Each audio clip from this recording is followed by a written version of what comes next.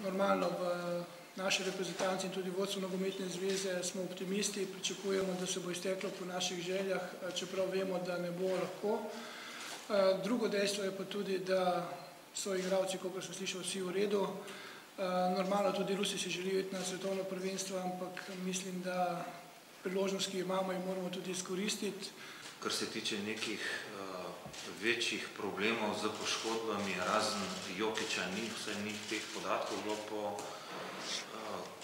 njihovih obveznostih v klubu. Kar se Bojana tiče, mi bomo še danes teko dneva naredili dodatne neke preiskave, preglede. On je že včeraj delal terapijo. Čist kritično ni dobro, ampak ni pa čist kritično. In bomo poskušali narediti vse na teh dveh tekmah, da iztržimo tisto, kar si želimo, da gremo na svetovno prvenstvo. Vsi se zavedamo, da pač ruska reprezentanca izredno kvalitetna, so favoriti, ampak tako kot vseh dosedanjih tekmah v kvalifikacijah bomo mi tudi na tej tekmi pustili srce na igrišču in poskušali pokazati to naše znanje in da nekako presenetimo favorita in da se vrstimo na svetovno prvenstvo. Trenirali bomo enkrat na dan v Kidričevem, kombinirali travo z umetno travo. Po dopoldanskem treningu v četrtek gremo z mariborskega letališča v Moskvo.